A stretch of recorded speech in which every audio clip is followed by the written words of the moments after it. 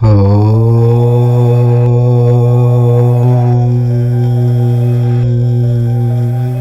శనివారం ఉదయం నిద్రలేవగానే తలుపు తీయగానే ఈ చిన్న పని చేయండి చాలు, దరిద్రాలన్నీ కూడా పోతాయి. ఇంట్లోకి డబ్బు వద్దన్నా వస్తూనే ఉంటుంది. ఇల్లంతా డబ్బుతో నిండిపోతుంది. మీ ఇంట్లో ఉన్న కష్టాలన్నీ కూడా పోతాయి. మీరు పట్టిందల్లా బంగారం అవుతుంది. మీకు తిరిగిలేని యోగం కలుగుతుంది. మీ ఇంట్లో ఉన్న చెడంతా కూడా పోతుంది. ఈ పరిహారం చేస్తే చాలా అదృష్టవంతులుగా మారిపోతారు. శనివారం రోజు ఈ పరిహారం చేస్తే చాలా మంచిది. ఈ రోజు కుదరకపోతే ఏ రోజైనా సరే చేసుకోవచ్చు. రోజే చెయ్యాలి, ఈ రోజే చేయకూడదు అనే నియమం ఏమీ లేదు. ఏ రోజైనా చేసుకోవచ్చు. కానీ ఒక ఆదివారం రోజు మాత్రం చేయవద్దు. ఆదివారం తప్పించి మిగతా వారాల్లో మీరు ఎప్పుడు చేసుకున్న సమస్యలు పోతాయి. కొంతమంది మనతో మంచిగా ఉంటారు, కానీ మన వెనుకాల గోతులు తవ్వుతూ మనల్ని ఇబ్బందులకు గురి చేస్తూ ఉంటారు. అలాంటి సమస్యల నుండి కూడా బయటపడతారు. మరి అసలు ఉదయం లేవగానే తలుపు తీయగానే ఏం చేయాలి అనే విషయాన్ని ఇప్పుడు మనం ఈ వీడియోలో వివరంగా తెలుసుకుందాం. అంతకన్నా ముందు సప్త శనివార వ్రత కథను విందాం.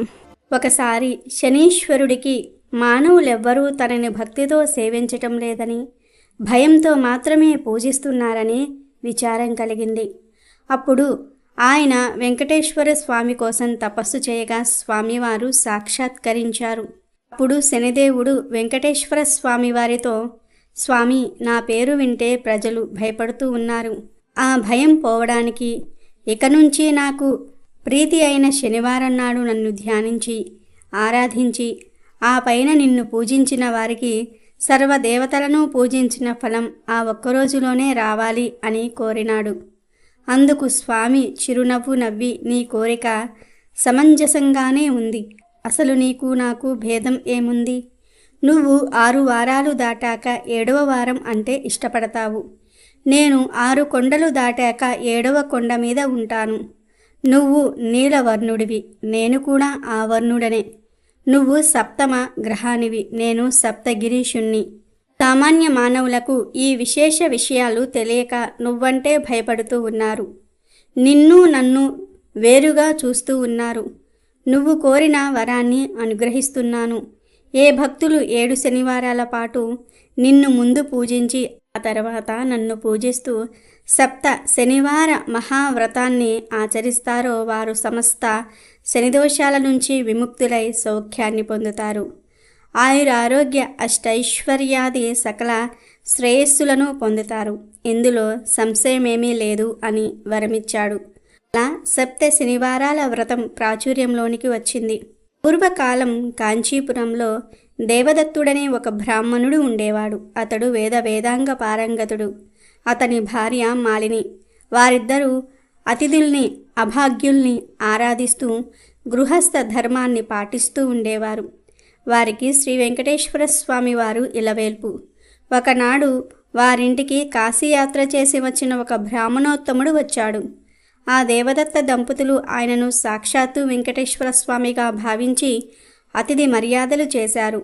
భోజనం అనంతరం ఆ బ్రాహ్మణుడు వారి జాతకాలు పరిశీలించి చూసి జాతకం ప్రకారం దేవదత్తునికి శనిదోషం వల్ల అపమృత్యువు కలిగే సూచనలు కనబడుతూ ఉన్నాయని, ఆ అపమృత్యు దోష పరిహారం కోసం సప్త శనివార వ్రతం చేసి అటు శనీశ్వరుని ఇటు శ్రీ వెంకటేశ్వర స్వామిని భక్తిగా ఆరాధించవలసిందని చెప్పాడు.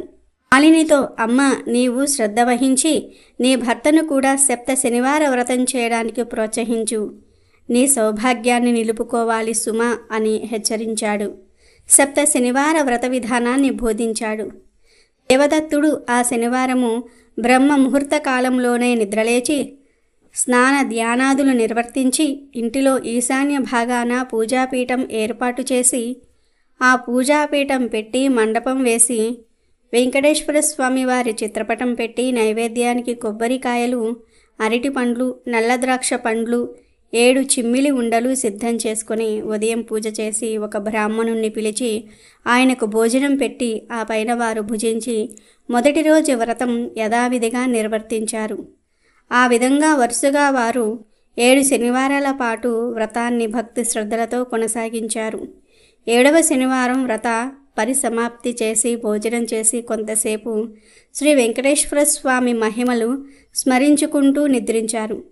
ఆ దంపతుల భక్తి శ్రద్ధలకు పూజా విశేషాలకు ప్రసన్నుడై శ్రీ వెంకటేశ్వర స్వామి మాలినీదేవికి స్వప్నంలో సాక్షాత్కరించి, ఓ పరమసాధ్వి, మీ దంపతులిద్దరూ శ్రద్ధాభక్తులతో చేసిన సప్త శనివార వ్రతానికి నాకు చాలా సంతుష్టి కలిగింది.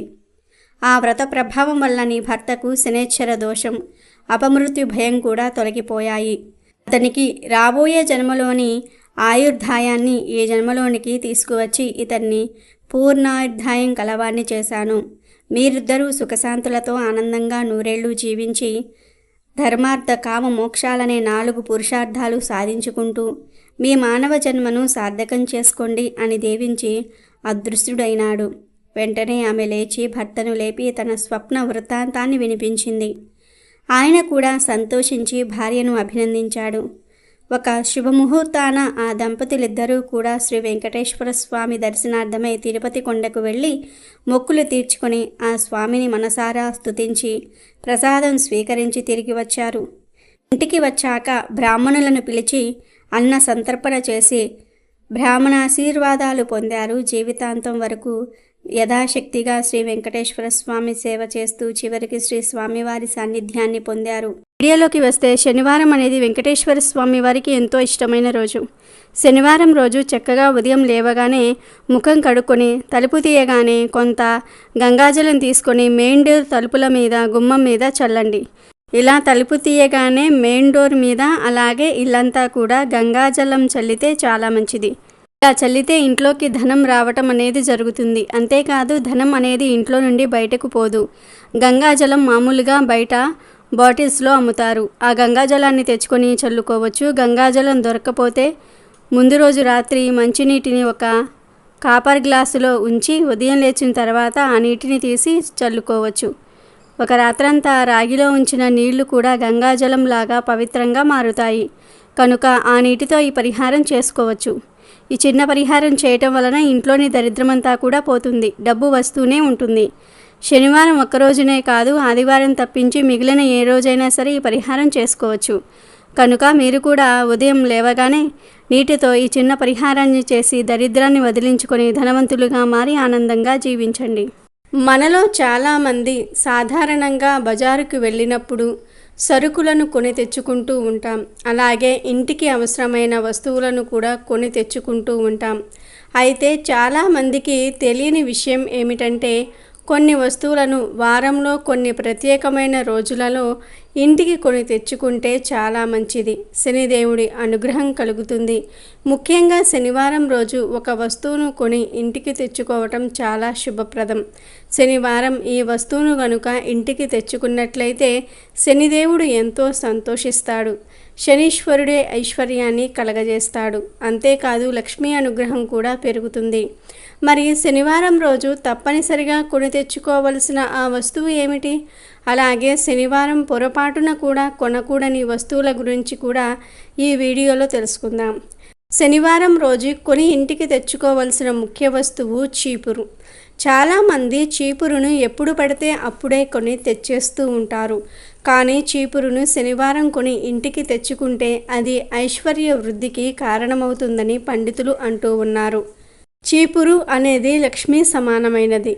ఎందుకంటే మనకు శుభ్రతను ప్రసాదించే ఆయుధం చీపురు. మన చుట్టూ ఉన్న ప్రదేశాన్ని శుభ్రం చేసేది, ఆరోగ్యకరమైన పరిసరాలను ఇచ్చేది చీపురు. కాబట్టి చీపురు లక్ష్మీదేవితో సమానం. అలాంటి చీపురును చాలామంది ఎక్కడ పడితే అక్కడ పడేస్తూ ఉంటారు. ఎప్పుడు గుర్తొస్తే అప్పుడు కొనేస్తూ ఉంటారు. కానీ అది కరెక్ట్ కాదు. ఈ పొరపాట్లు చేయటం వలన కూడా ఇంట్లో ధనం ఖర్చయిపోతూ ఉంటుంది. చీపురును శనివారం నాడే కొనుక్కోవాలి. పాత చీపురు పడేసి కొత్త చీపురును తీసుకున్నా సరే అది కూడా శనివారమే చేయాలి. అంటే కొత్త చీపురును యూజ్ చేయడం అంటే కొత్త చీపురును ఉపయోగించటం అనేది శనివారమే ప్రారంభించాలి. శుక్లపక్షంలో చీపురును పొరపాటున కూడా కొనకూడదు. కృష్ణ పక్షంలోనే కొనాలి. చీపురును శనివారం నాడు కొనటం అలవాటు చేసుకోవాలి. చీపురు శనీశ్వరుడి ఆయుధం కనుక శనివారం రోజు చీపురును కొనుక్కుంటే శని భగవానుడి యొక్క అనుగ్రహం కలుగుతుంది. ఎలాంటి కష్టాలు రాకుండా ఉంటాయి. మొత్తం మీద శనివారం కొనాల్సిన ముఖ్యమైన వస్తువు ఏమిటంటే చీపురు అని పెద్దలు అంటూ ఉన్నారు.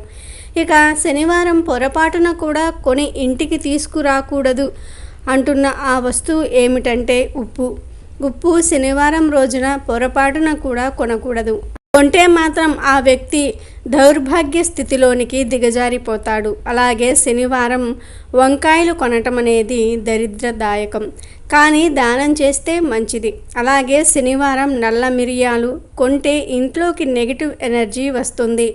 నల్ల నువ్వులు కొనటం వలన కూడా పనులు సజావుగా సాగవు, ఆటంకాలు ఏర్పడతాయి. శనివారం నల్ల దుస్తులు లేదా నల్ల చెప్పులు కొనకూడదు. ఇనుము వస్తువులు, మోటార్ సైకిళ్ళు, కారు లాంటి వస్తువులు కూడా శనివారం కొనకూడదు.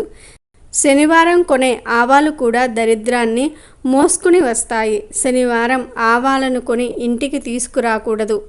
కాబట్టి మీరు కూడా శనివారం ఏ వస్తువులను కొనాలి, ఏ వస్తువులను కొనకూడదో తెలుసుకొని జాగ్రత్త పడండి.